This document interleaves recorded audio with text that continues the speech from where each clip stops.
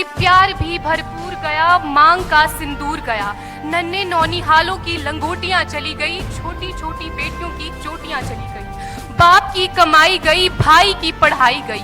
ऐसा एक विस्फोट हुआ, पता ही चला नहीं, पूरे जिस्म की ही कई बोटियां चली गई। और आपके लिए तो एक आदमी मरा है साहब, किंतु मेरे घर की तो रोटियां चली गई, मेरे घर की तो रोटियां चली गई। वाले हालात पैदा हो जाने के बावजूद भी एक माँ अपने बेटे को सरहद पर दुश्मनों की धज्जियां उड़ाने के लिए भेज देती थी और उसे पत्र लिखाकर ये भेजा करती थी कि अम्मा ने खत लिखा है बड़े ही चाव से, पुत्र मेरे ना घबरा जाना, एक इंच भी पीछे ना हटना, चाहे इंच इंच कट जाना, चाहे इंच इंच कट जाना। इस तरह पूरा परिवार अपनी देशभक्ति साबित कर रहा होता था।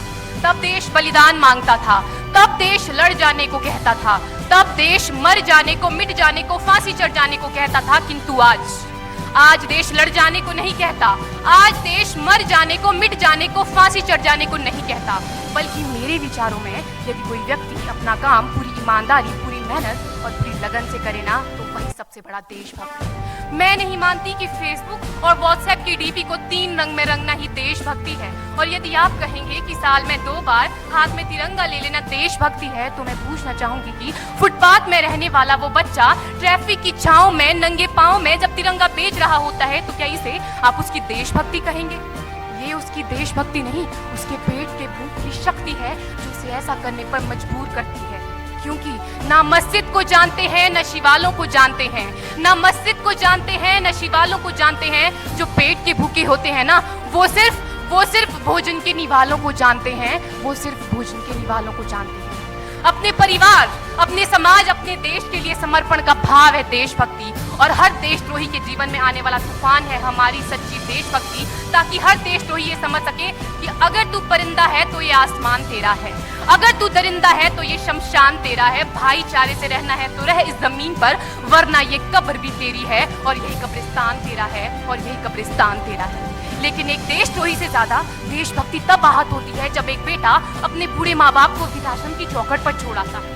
करा उठती है वो देशभक्ति जब मुसीबत में फंसे लोगों की जान बचाने से ज्यादा हम सेल्फी लेकर अपने लाइफ बढ़ाने में लगे रहते हैं। आज के इस दौर में वो युवा जिनके ऊपर जिम्मेदारी थी अपने देश, अपने समाज, अपने राष्ट्र की आशाओं को बांधे रखने की, वही युवा अब 4x4 इंच की छोटी सी स्क्रीन पर अपनी कोमल अंगुलियों के घर्षण मात्र से अपनी भावनाओं की इमोजी भेज रहा है। 4 बोतल वोडका, काम मेरा रोज का ने भारत का भविष्य तबाह कर रखा है।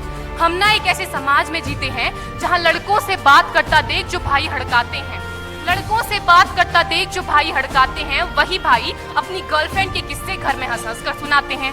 और मैं बता दूं, महिला सुरक्षा के मामले में हम आज भी 4थे नंबर पर आते हैं। हम ना एक ऐसे समाज में जीते हैं जहां पत्थर की मूरत को लगते हैं 56 भोग और भूखे नंगे तड़पते सो जाते हैं लोग, भूखे नंगे तड़पते सो जाते हैं लोग। मजदूर को मजदूर समझिए, मजबूर नहीं। गरीब को काम कीजिए, दान नहीं। और अगर दान देने के इच्छुक हैं तो जीते जी रक्तदान कीजिए और मरने के बाद अंग दान देकर मरते हुए को जीवन दान कीजिए। यही सच्ची देशभक्ति और यही सच्चा राष्ट्र प्रेम है। न सरकार मेरी है, न रब मेरा है, न सरकार मेरी है, न रब मेरा है, और ना ही ये बड़ा सा नाम मेरा है। बस इतनी सी बात का गुरूर है मुझे कि मैं भारत की हूँ और ये भारत मेरा है और ये भारत मेरा है। परंतु एक वैचारिक बीमारी हमारे समाज में मुझे नजर आती है।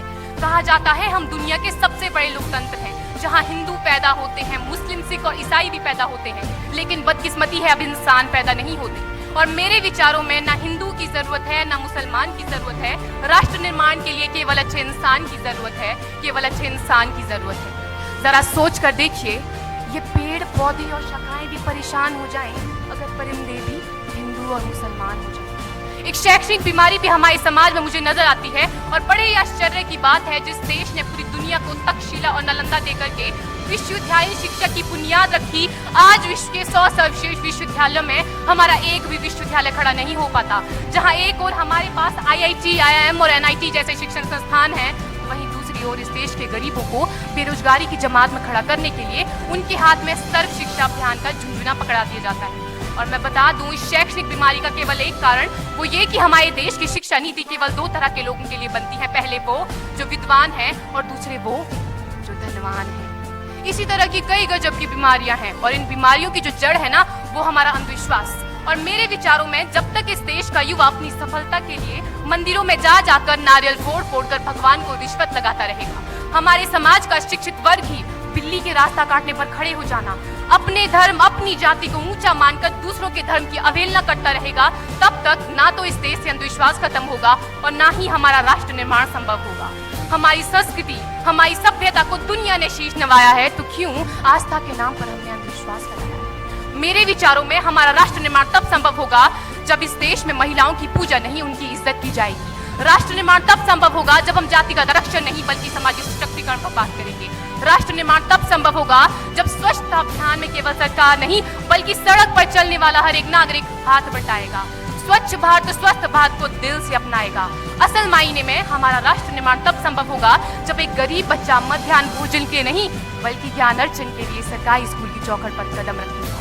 और हमारा राष्ट्र निर्माण तब तक संभव नहीं होगा जब तक एक नागरिक नैतिक रूप से सटीन, चारित्रिक रूप से भ्रष्ट, मानसिक रूप से दिवालिया, धार्मिक रूप से अंधा, राजनीतिक रूप से गंदा, स्वैच्छिक मान मूल्यों के आंकड़ों में जिन्न शिन्न पैबंदमयी अखंड भारत को खंड खंड करता रहेगा, तब तक हमारा राष्ट्र निर्माण संभव नहीं होगा। बड़ी बड़ी बातें नहीं, छोटी छोटी कोशिशें करनी होगी, क्योंकि ठोकर हमें पहाड़ से नहीं पत्थरों से लगा करती है।